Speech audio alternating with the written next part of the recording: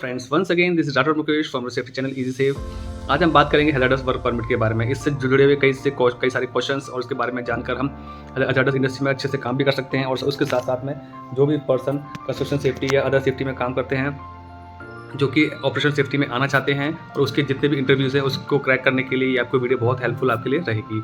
तो इसको वीडियो को अंत तक देखें। तो देर न करते हुए इसके बारे में हम बात करते हैं। हैजार्डस वर्क परमिट के इस कंटेंट में हम क्या क्या हम जानेंगे। हैजार्डस वर्क परमिट क्या होता है, लीगल रिक्वायरमेंट क्या होती है, इसमें कौन कौन से हैजार्डस वर्क परमिट में कौन कौन से हैजार्ड्स होते हैं, इसका जेएसए किस तरह का होता है, इसके डिफरेंट कंपोनेंट्स कौन कौन से होते हैं, हैजार्डस वर्क परमिट का प्रोसीजर क्या होता है, और जब हम परमिट लेते हैं तो इसके साथ साथ में कौन से हम डॉक्यूमेंट अटैच करते हैं। पहला है कि हैजार्डस वर्क परमिट होता क्या है, कि हैजार्डस वर्क क्या होता है। सबसे पहले बात करते हैं कि हैजार्ड क्या होता है। कि हैजार्ड क्या होता है कि कोई भी मटेरियल जैसे कि एसिड बेस, कोई टॉक्सिक गैस है या फ्लेमेबल गैस है या स्टीम है या कोई केमिकल है, इसके साथ जब हम काम करते हैं जिससे कि किसी भी इंसान को कोई नुकसान हो सकता है, इन्वायरमेंट यानी कि वातावरण दूषित हो सकता है या कोई संपत्ति को नुकसान हो सकता है, तो इसको हैजार्डस वर्क कहते हैं। फिर इसको जब एग्जीक्यूट करते हैं यानी कि इसको जब हमको काम करते हैं तो हमको कुछ सम सेट्स ऑफ कुछ गाइडलाइंस होती हैं, कुछ कोड्स होते हैं, कुछ प्रोसीजर्स होते हैं, वो हमको फॉलो करने पड़ते हैं ताकि हम सेफली काम कर पाएँ। इसके लिए हमको परमिट और जैसे दोनों फॉलो करने होते हैं। फिर इसकी लीगल रिक्वायरमेंट कौन कौन सी होती हैं। एज पर MSHIC रूल 1989 के अकॉर्डिंग जो भी शेड्यूल 2 में जो भी केमिकल आते हैं वो सारे हैजार्डस केमिकल्स में यानी कि इसमें आते हैं, और इसमें उनकी क्वांटिटी भी डिफाइन की हुई है। थ्रेशोल्ड क्वांटिटी है, यानी कि इस क्वांटिटी पे जाकर उस पर जो भी केमिकल्स के जो रूल्स होते हैं वो सारे एप्लीकेबल हो जाते हैं। कुछ केमिकल्स ऐसे भी हैं जिनकी अगर 1 kg भी क्वांटिटी है तो हमको ये सारे रूल एप्लीकेबल हो जाते हैं। तो इसमें सबकी पूरी डिटेल दी हुई है। फिर हैजार्ड इसमें कौन कौन से इन्वॉल्व होते हैं हैजार्डस वर्क परमिट में। पहला है कि अनट्रेंड पर्सन हो सकता है, ठीक है, use of non standard tools use कर सकता है, PPE नहीं पहन सकता तो भी हैजार्ड है। फिर लोटो अवेलेबल ना हो, लाइन ठीक से ड्रेन ना करी हो, मटेरियल उसमें ट्रैप हो, वॉल पास हो, पुअर हाउसकीपिंग हो, पैरेलल जॉब हो रही हो, exposure of chemical and gas का हो सकता है। इसके इन सब के बारे में डिटेल में इनको कैसे हम एलिमिनेट करेंगे उसके बारे में बात करते हैं। फिर हम जब बात करेंगे प्रिकॉशंस के बारे में। प्रिकॉशंस में क्या होती है, कोई भी पर्सन जो अनट्रेंड है वो उसको काम करने की परमिशन नहीं देनी चाहिए। जो भी पर्सन ट्रेंड है उसको पता होना चाहिए कि वो किस हैजार्डस केमिकल के साथ में काम कर रहा है, कौन सी गैसेस के साथ में काम कर रहा है, टॉक्सिक है या फ्लेमेबल गैस है, ठीक है, और इसको वो MSDS यानी कि मटेरियल सेफ्टी डाटा शीट से जान सकता है। और उसके साथ साथ में जब टूल बॉक्स टॉक होता है, टूल बॉक्स टॉक में जो उसका सुपरवाइज़र है, इंजीनियर है, उसके बारे में बताता है। फिर है कोई भी अनट्रेंड या अनफिट पर्सन या मेडिकली अनफिट हो उसको इस तरह के केमिकल्स के साथ में काम करने की परमिशन नहीं देनी चाहिए। जैसे कि कुछ केमिकल्स होते हैं, जैसे फॉर एग्जांपल हम बात करते हैं साइनोसिस प्रोन मटेरियल्स की। कुछ ऐसे केमिकल्स होते हैं जिनसे साइनोसिस जैसी कंडीशन हो सकती है। इस कंडीशन में क्या है कि बॉडी का SpO2 डाउन हो जाता है। तो जिन लोगों में G6PD एक एंजाइम होता है बॉडी में, अगर वो नहीं होता है तो उनको ऐसे एरिया में काम करने की परमिशन नहीं दी जाती है। तो वो पर्सन मेडिकली अनफिट हो गया उस चीज़ के लिए, तो उस एरिया में वो काम नहीं कर सकता। तो कुछ ऐसे बहुत से केमिकल्स होते हैं जिनके साथ में काम करने से पहले वो पर्सन फिट होना चाहिए। फिर हम बात करते हैं नॉन स्टैंडर्ड PPEs और टूल्स के बारे में। पहले बात करते हैं कि जो भी हमारा क्लास 1 होती है, क्लास A के अपने प्रोडक्ट्स होते हैं जिसमें कि उनका फ्लैश पॉइंट 23 डिग्री से नीचे होता है, यानी कि 23 डिग्री सेल्सियस पर उनका टेम्परेचर है, 23 डिग्री टेम्परेचर तक पे जाके उनका वेपर क्लाउड बन चुका होता है। अगर उस टेम्परेचर पे वेपर क्लाउड है, ऑक्सीजन की सफिशिएंट उसकी मात्रा है, अगर ज़रा सी भी चिंगारी उनको मिल जाती है तो वो आग पकड़ लेते हैं। तो जैसे कि आप देख पा रहे हैं, हम यहाँ पर नॉन स्पार्किंग टूल्स यूज़ करते हैं, और ये इस तरह के टूल्स होते हैं जो कि कॉपर और ब्रास के बने होते हैं। जब ये आपस में टकराते हैं तो किसी भी प्रकार की चिंगारी उत्पन्न नहीं होती है। तो ऐसे इन्वायरमेंट में जब भी हम काम करेंगे या ऐसे केमिकल के साथ जब भी हम काम करते हैं, फॉर एग्जांपल मिथेनॉल हो गया, बेंजीन हो गया, पेट्रोलियम प्रोडक्ट्स हो गए, तो जिनका फ्लैश पॉइंट 23 डिग्री से नीचे होता है, इनके साथ काम करेंगे तो हमको इस प्रकार के टूल्स यूज़ करने होते हैं। फिर आता है कि इसमें जो टूल हम यूज़ कर रहे हैं वो उसकी कंडीशन सही होनी चाहिए। कोई भी टूटा हुआ, फूटा हुआ या जिस एप्लीकेशन के लिए वो टूल नहीं बना है उसको फिर भी हम यूज़ कर रहे हैं, प्लायर की जगह पर आप चीज़ल यूज़ कर रहे हैं या स्क्रू ड्राइवर यूज़ कर रहे हैं, इस तरह की कंडीशन में हम चोट खा सकते हैं। फिर हम बात करते हैं कि नॉन स्टैंडर्ड PPEs के बारे में। नॉन स्टैंडर्ड PPEs में अपन बात करेंगे सूट्स के बारे में, हैंड ग्लव्स के बारे में और हमारे ब्रीथिंग एड्स के लिए। तो हम फोटो में देख के बात करते हैं। तो पहला है SCBA set, self containing breathing apparatus. इसमें फ्रेश एयर भरी होती है, टोटल इसके अंदर ऑक्सीजन नहीं होती है, इसके अंदर फ्रेश एयर होती है जिसको हम पहन के इस बूट को पहन लेते हैं। तो जब भी उसको पहनते हैं तो फ्रेश एयर हमको मिलती है, और हम टॉक्सिक इन्वायरमेंट में या ऐसे केमिकल के साथ में काम कर सकते हैं जो हमारी सांस के द्वारा जाने पे हमें नुकसान पहुंचाता है, तो हम इसको पहन के काम कर सकते हैं। सेकंड है PAPR सिस्टम। ये क्या होता है, पावर्ड एयर प्यूरिफाइंग रेस्पिरेटर। इसको हम पहन के जब काम करते हैं, ये हमारा कुछ समय के लिए काम करता है। इसके अंदर मास्क लगे होते हैं, कार्टिज मास्क होते हैं, जो कि जब तक फिल नहीं होती ये हमारे काम कर सकते हैं। फिर इसमें फिर है ये है, इसके साथ साथ में नीचे है जो ये गिवन है 3M का, ये कार्टिज मास्क होते हैं। ये कार्टिज मास्क क्या होते हैं, इसमें क्या 2 तरह के होते हैं, ऑर्गेनिक टाइप और इनऑर्गेनिक टाइप। जब भी हम ऑर्गेनिक केमिकल्स को यूज़ करते हैं तब हम इसको पहन सकते हैं, या इनऑर्गेनिक के लिए अलग से आते हैं, और कुछ इसमें मल्टी वाले आते हैं, मल्टीपर्पज़ का आते हैं, जो कि ऑर्गेनिक एंड इनऑर्गेनिक दोनों पे काम करते हैं। फिर हम बात करते हैं थर्मोप्रो सूट। ये जो ऑरेंज कलर का सूट है, ये थर्मोप्रो सूट इस तरह का होता है। ये हमारा केमिकल्स में भी के साथ साथ में, जैसे कि कोई स्टीम की लाइन है जिसका अगर हमारे ऊपर वो स्टीम का थोड़ा बहुत प्रेशर गिर जाता है, या गर्म स्टीम हमारे ऊपर गिर जाती है, तो भी हम इसको पहन के जब काम करते हैं तो हम जलते नहीं हैं। तो उस एरियाज में हम इसको पहन के काम कर सकते हैं। ये जो ब्लू कलर का है, इसको बोलते हैं हैजार्डस मटेरियल सूट होता है। जब इसको पहन के काम करते हैं, ये पूरा कवर्ड होता है, इसके अंदर एयर सप्लाई दी जाती है ऐसे एरियाज में जहाँ पर कि अगर वो केमिकल हमारी स्किन के द्वारा शरीर में जा सकता है और मटेरियल फैल रहा है, तो हम इसको पूरा पहन के पूरा कवर होके जाते हैं उसको हैंडल करने के लिए। तो ये पूरा हैजार्डस मटेरियल के साथ काम करने के लिए ये सूट होता है। फिर PVC सूट्स होते हैं अलग से, उनको भी पहन के हम काम करते हैं। उसके साथ साथ में फिर हम बात करते हैं हैंड ग्लव्स के बारे में। जो ब्लू कलर के ये हैंड ग्लव्स हैं, इसको PVC हैंड ग्लव्स बोलते हैं, जो कि ज़्यादातर हम एसिड बेस और मैक्सिमम केमिकल्स के साथ में हम इनको भी पहन के डील करते हैं। ग्रीन कलर के हैं, इनको नाइट्राइल हैंड ग्लव्स बोलते हैं। नाइट्राइल हैंड ग्लव्स का क्या होता है, ये एक सम एक्सटेंट तक ये हमारे केमिकल से हमको बचाते हैं, पर ये इतने ज़्यादा इफेक्टिव नहीं होते हैं। फिर हम बात करते हैं जो फेस शील्ड। जब भी हम केमिकल की लाइन को खोलते हैं, बंद करते हैं, ऐसा कुछ होता है जो कि हमारे ऊपर स्प्लैश आ सकता है फेस पे, तो हमको फेस शील्ड पहननी चाहिए। फिर हम बात करते हैं ऐसे एरिया में जब भी हम काम करते हैं, जो हम सेफ्टी शूज़ पहनते हैं, तो वहाँ के उसमें क्या स्पेस होता है जिससे वो मटेरियल अगर गिरा तो हमारे पैर के अंदर जा सकता है। तो ऐसे एरियाज में हम क्या करते हैं, सूट के ऊपर ये हम गम बूट्स पहन लेते हैं। अगर मटेरियल इस पर गिरता है तो हमारे पैर के अंदर नहीं जाता है, तो हम इससे सेफली बच के हम काम कर सकते हैं। फिर हम बात करेंगे लोटो के बारे में। पहले चलता था कि लोटो मतलब होता है लॉक आउट टैग आउट, ठीक है। अब क्या होता है ट्राई आउट, यानी कि आपने लोटो करके उसको ट्राई भी करना जरूरी होता है। कई बार क्या होता है कि लोटो गलत फीडर पे लग जाता है और हम उसको चेक नहीं करते हैं, तो उस केस में क्या है कि अगर वो गलत फीडर पे लग गया होगा तो उस केस में जब चलाते हैं तो मोटर चल जाती है, तो इंसिडेंट हो सकता है। उस केस में हमको क्या करना होता है, उसको फील्ड में भी और पैनल में जाके उसको चेक करना होता है, यानी उसको ट्राई करना होता है। फिर है कि फिर उसके साथ साथ में क्या है कि कुछ प्रोसेस के लोटो भी होते हैं। जब भी हम किसी पाइपलाइन पे काम करते हैं तो वहाँ पे आइसोलेशन टैग लगा देते हैं, उसके साथ साथ में लॉक लगा देते हैं उनके वॉल्व पे, जिससे कि कोई भी पर्सन चाहकर भी उन वॉल्व को ऑपरेट नहीं कर पाएगा। अगर आपको वॉल्व ओपन कंडीशन में चाहिए तो हम उसको ओपन करके उस पर हम लॉक लगा देते हैं। फिर है अगर क्लोज कंडीशन में चाहिए तो उसको हम उस पर हम लॉक लगा देते हैं, तो जिससे क्या है वो चाहकर भी कोई उसको ओपन नहीं कर पाता है।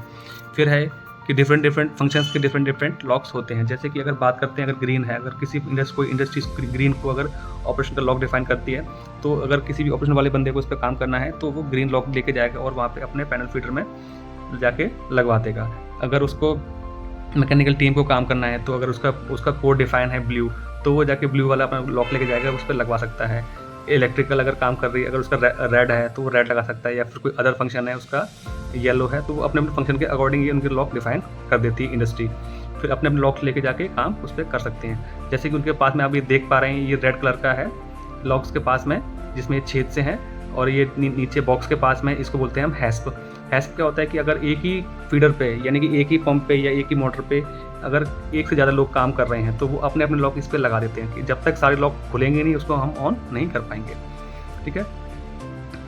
तो ये हमको इंडस्ट्री में जब भी हमको कोई भी मोटर पे या किसी भी उस पर काम करना होता है तो हमको लोटो लगाना ज़रूरी हो जाता है।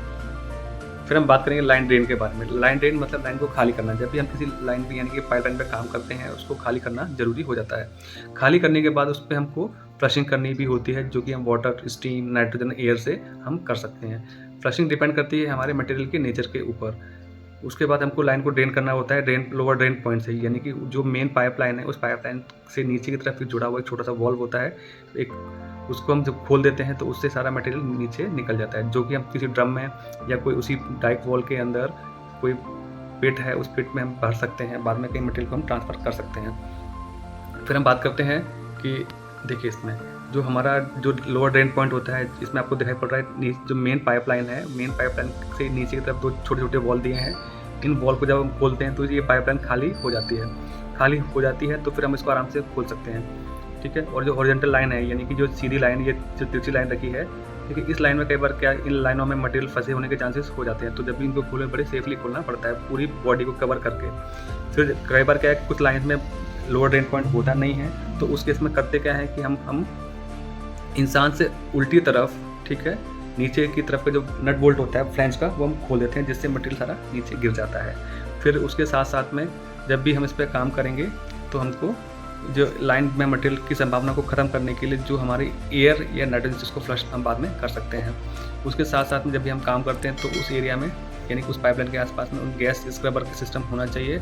और उसके बाद जो गैस निकल रही है वो डिटेक्टर्स यानी कि जो कौन सी गैस निकल रही है उसको डिटेक्टर्स उसमें लगे होने चाहिए ताकि हमको पता पड़ पाए।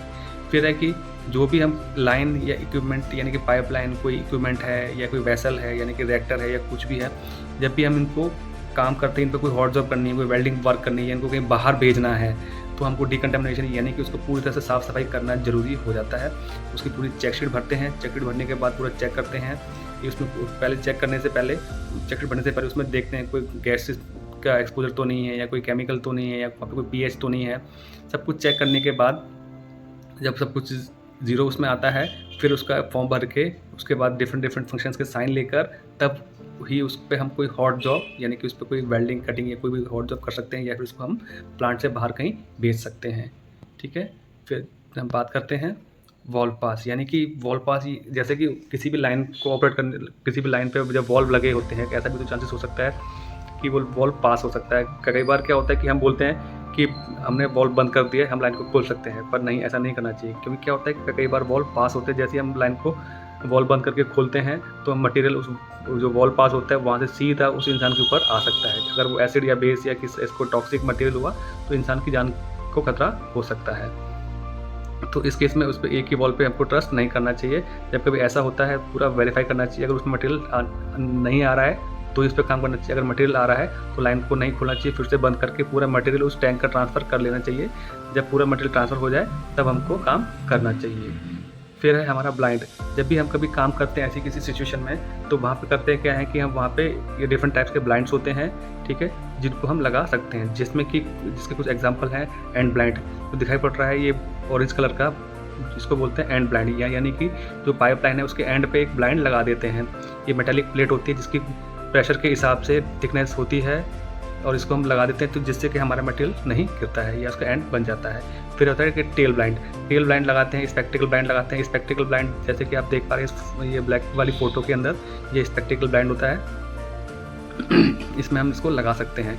ठीक है, स्पेक्टिकल ब्लाइंड लगा देते हैं, उसके बाद स्पेड कलर की ये स्पेड भी लगा देते हैं, जैसे कि हमको दो लाइन को आइसोलेट करना है या उसमें कोई जब जो दूसरी लाइन जिस पर हमको काम करना है कुछ केमिकल का एक्सपोजर आ सकता है जो कि पर्सन को जला सकता है या कुछ टॉक्सिक हो सकता है, उस केस में करते हैं लाइन पे ये लगा के पूरा उसको बंद कर देते हैं, नट बोल्ट से कस देते हैं, जिससे यहाँ का मटेरियल वहाँ नहीं जा पाता और पर्सन सेफली उस काम को कर सकता है।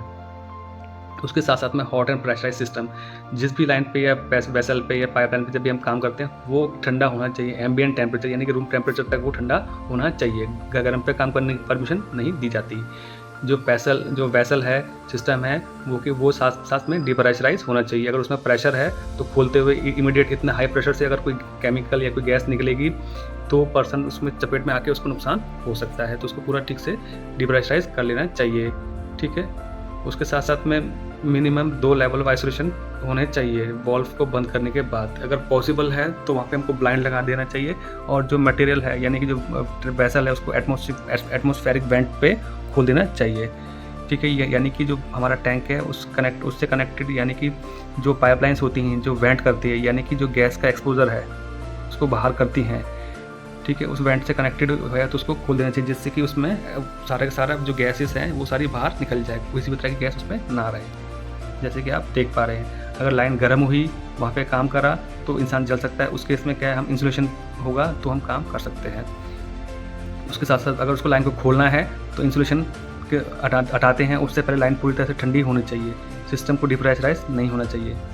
ठीक, फिर हम बात करते हैं किसी भी तरह की पैरेलल जॉब नहीं होनी चाहिए। पैरेलल जॉब जब भी काम होता है तो उस केस में इसको अवॉइड करना चाहिए। जैसे कई बार क्या होता है कि हॉट जॉब, हाइट जॉब और हैजार्डस जॉब, अगर इनमें से कोई भी जॉब पैरेलल जॉब चल रही होती है तो उसमें दुर्घटना होने की संभावना बढ़ जाती है। जैसे कि एग्जांपल के तौर पे बात करते हैं, अगर नीचे की तरफ कोई हॉट जॉब चल रही है और ऊपर से हम किसी केमिकल की सफाई कर रहे हैं या फिर कोई पाइपलाइन खोल रहे हैं, यदि वो केमिकल ज्वलनशील हुआ, अगर जैसे उस हॉट मटेरियल के ऊपर गिरा, चिंगारी के ऊपर गिरा, तो वो तुरंत आग पकड़ लेगा।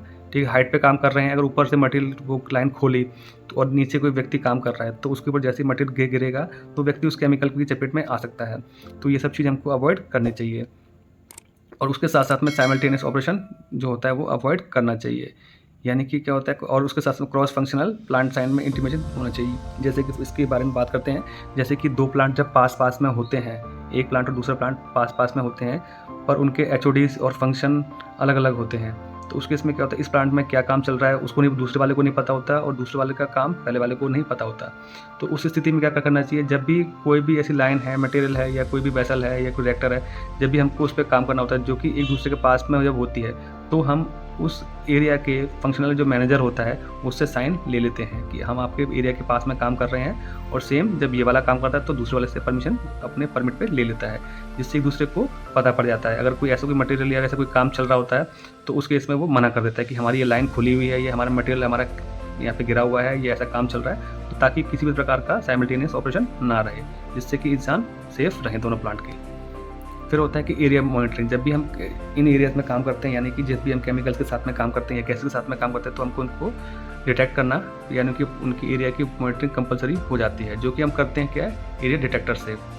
जैसे कि लोअर एक्सप्लोसिव लिमिट यानी कि LEL चेक करते हैं, VOC volatile organic compound check करते हैं, टॉक्सिक गैस कंसंट्रेशन चेक करते हैं और उसके साथ में ऑक्सीजन लेवल चेक करते हैं और डिफरेंट गैसेस के डिफरेंट अब हमारे ये डिटेक्टर्स आते हैं। जैसे कि पहले आप देख पा रहे हैं मल्टी गैस डिटेक्टर्स होता है, इसके अंदर डिफरेंट गैसेस के लिए इसमें हम इससे हम चेक कर सकते हैं।